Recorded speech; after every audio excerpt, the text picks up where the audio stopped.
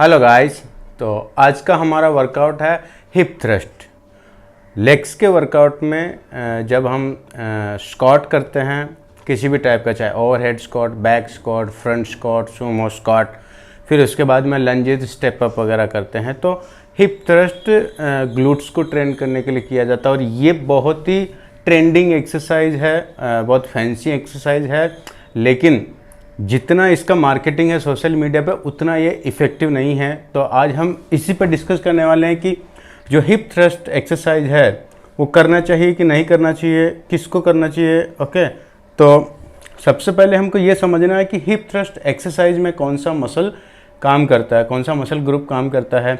तो जब भी हम हिप थ्रस्ट करते हैं तो उसमें जो जॉइंट एक्शन होता है वो है हमारा हिप का फ्लेक्शन एक्सटेंशन। ओके, जो डोमिनेंटली जो जॉइंट इन्वॉल्व होता है वो होता है हमारा हिप का जॉइंट। ओके, और हिप जॉइंट को एक्सटेंड कराने के लिए, समझो ये वाला हमारा हिप जॉइंट है, अगर मैं इसको यहाँ से ऐसे ओपन करता हूँ, हिप जॉइंट को ऐसे ऊपर, देखो ये हिप थ्रस्ट का यही मूवमेंट है। जब आप ऐसा मूवमेंट करें तो क्या हो रहा है, हिप का एक्सटेंशन हो रहा है। और हिप का एक्सटेंशन ग्लूटियल ग्रुप कराता है, आपका ग्लूट्स वाला जो मसल है। तो ग्लूटियल ग्रुप जो है इसमें तीन मेन मसल्स होते हैं। ओके, एक ग्लूटियस मैक्सिमस, मीडियस और मिनिमस। तो जो मीडियस और मिनिमस है उसका काम है ज़्यादातर स्टेबिलिटी का, बैलेंस करना, स्टेबल करना हिप को। और जो ग्लूटियल मैक्सिमस है जो हमारी पूरी बॉडी में सबसे बड़ा वॉल्यूम वाला मसल है। ओके, तो ग्लूटियल मैक्सिमस जिसकी वजह से बड़ा ग्लूट्स दिखता है, बिग बिट्स जिसको बोलते हैं। तो बहुत सारे लोग, स्पेशली फीमेल्स के बारे में आपने देखा रहेगा यूट्यूब पे, इतने सारे ऊट पटांग वीडियोज़ होते हैं, फैंसी वीडियोज़, ये वाला एक्सरसाइज हिप थ्रस्ट करते हैं और ये बताया जाता है कि इससे आपका ग्लूट्स जो है ना बहुत ही बड़ा हो जाएगा, साइज़ बढ़ जाएगा, बहुत ज़्यादा वॉल्यूम में दिखेगा। तो ये सच नहीं है। ओके, क्योंकि अगर आपको अपना ग्लूटियल ग्रुप, ये वाला जो मसल्स हैं, इसको अगर अच्छे से डेवलप करना है, ओके, तो उसकी दो कंडीशन है। पहला ये कि उसका जो इंटेंसिटी लेवल है वो बहुत ही हाई होना चाहिए, लाइक 5-6 रिपीटिशंस एडवांस लेवल पे। अगर आप एडवांस लेवल का वर्कआउट कर रहे हैं तो 5-6 रिपीटिशन वाला वर्कआउट होना चाहिए। तो एक तो उसका इंटेंसिटी बहुत हैवी होना चाहिए, दूसरा उसमें रेंज ऑफ मोशन में कॉम्प्रोमाइज़ नहीं होना चाहिए। ये पहला कंडीशन है अगर आप चाहते हैं कि आपका ग्लूट्स बड़ा हो, अच्छे से डेवलप हो, स्ट्रॉन्ग हो। ओके, तो अभी आप इसमें देखिए कि जब भी आप स्क्वाट करते हैं या स्टेप अप करते हैं या वन लेग स्क्वाट करते हैं तो उसमें हमारा जो हिप है पूरा फुल रेंज के साथ मूव होता है। देखिए अभी मैं ऐसे करके आपको दिखाता हूँ।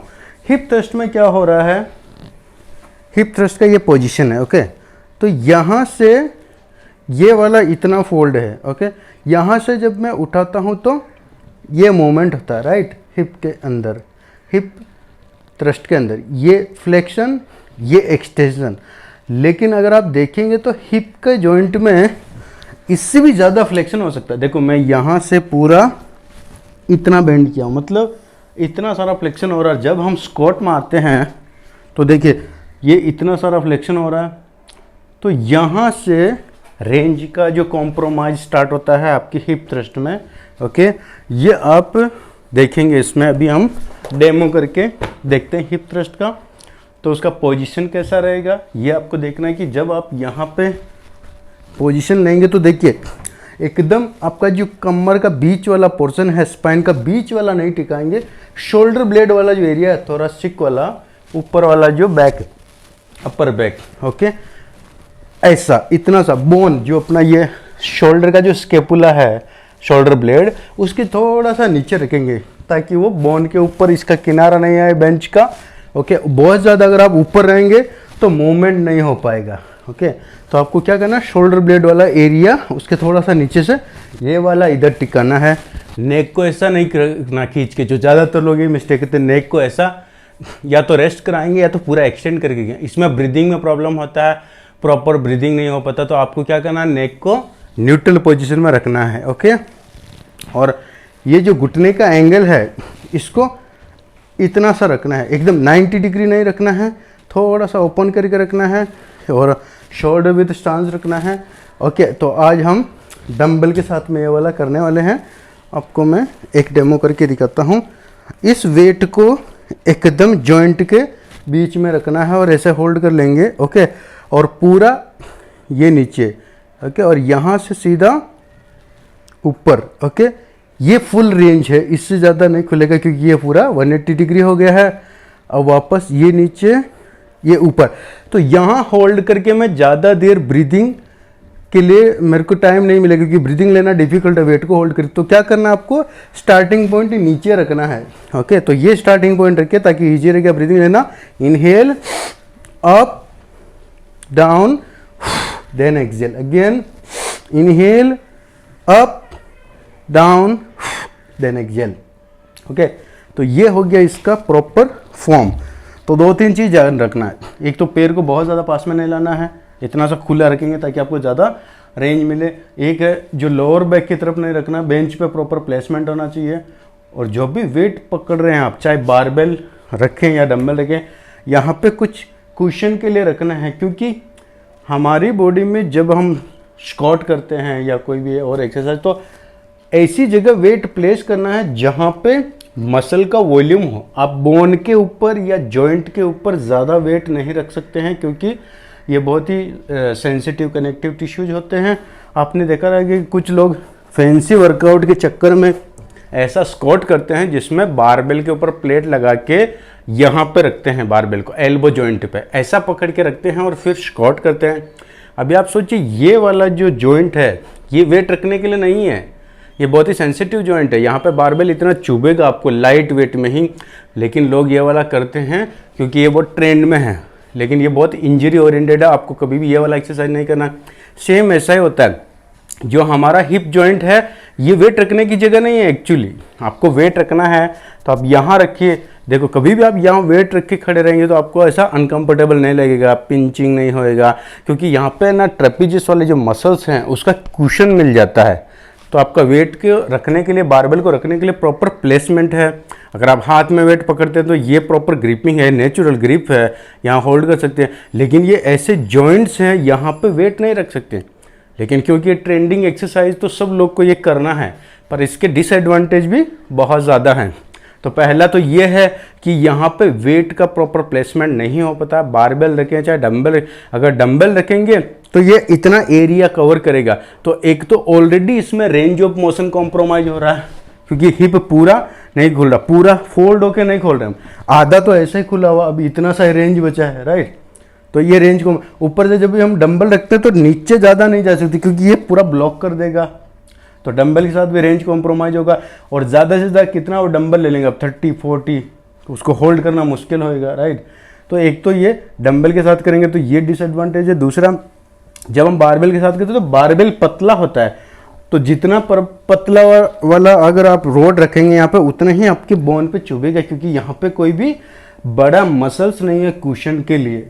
इसलिए ये बहुत ही ऑकवर्ड पोजीशन है, अनकंफर्टेबल फील होता है, जॉइंट इंजरी होने के चांसेज हैं, हिप के ऊपर अननेसेसरी लोड आता है। ये नेचुरल पोजीशन नहीं है वेट रखने का, ओके।